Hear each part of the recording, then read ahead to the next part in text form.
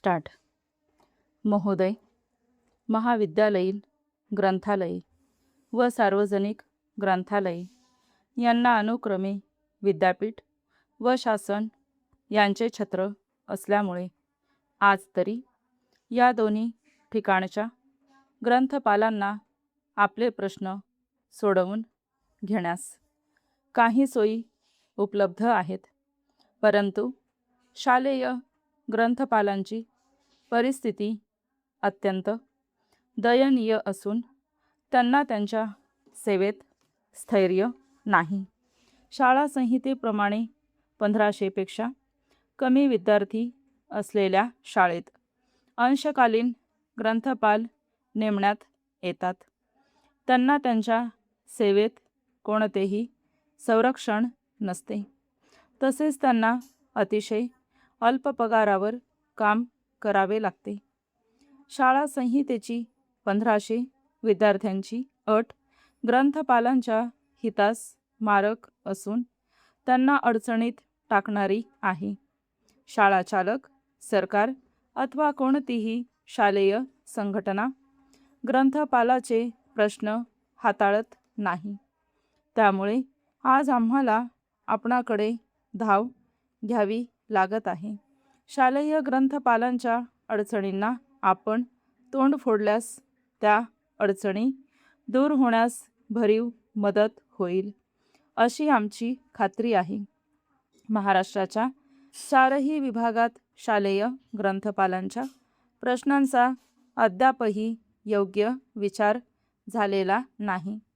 ग्रंथपाल परिषदांमधून शालेय ग्रंथपालांच्या प्रश्नांचा जरी वाचा फोडण्यात आलेली असली तरी सरकारने त्यांची दखल अद्याप तरी घेतलेली दिसत नाही. त्यामुळे त्यांची परिस्थिती अतिशय शोचनीय अशी झालेली आहे. त्यांना स्वतःच्या कामाव्यतिरिक्त इतरही अनेक कामे करावी लागतात व शाळा चालकांची अगदी क्षुल्लक कारणांवरून थोडीशी जरी गैरमर्जी झाली तरी प्रसंगी त्यांना आपल्या नोकरीस देखील मुकावे लागते. या देशात निरनिराळ्या व्यावसायिक संघटना आहेत.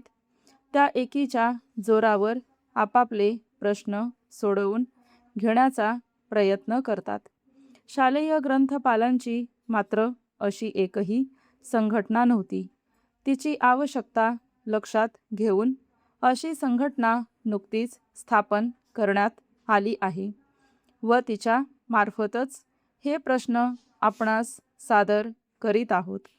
आमची संघटना केवळ शालेय ग्रंथपालांचेच प्रश्न हाती घेत नाही, तर शालेय ग्रंथालयातील सेवक वर्ग व शाळेतील विद्यार्थी यांचे प्रश्न सोडविण्याकडेही लक्ष पुरवीत असते. आमच्या संघाच्या शिष्टमंडळाने आमच्या प्रश्नांसंबंधी माननीय शिक्षण मंत्र्यांचीही भेट घेतली होती. तुमचे प्रश्न लवकरच मार्गी लावण्यात येतील असे त्यांनी आम्हास आश्वासन दिले होते. त्याचे पुढे काय झाले हे अद्यापही कळू शकलेले नाही. तेव्हा आपण या प्रकरणी लक्ष घालावे अशी विनंती आहे. आपला विश्वासू. स्टॉप.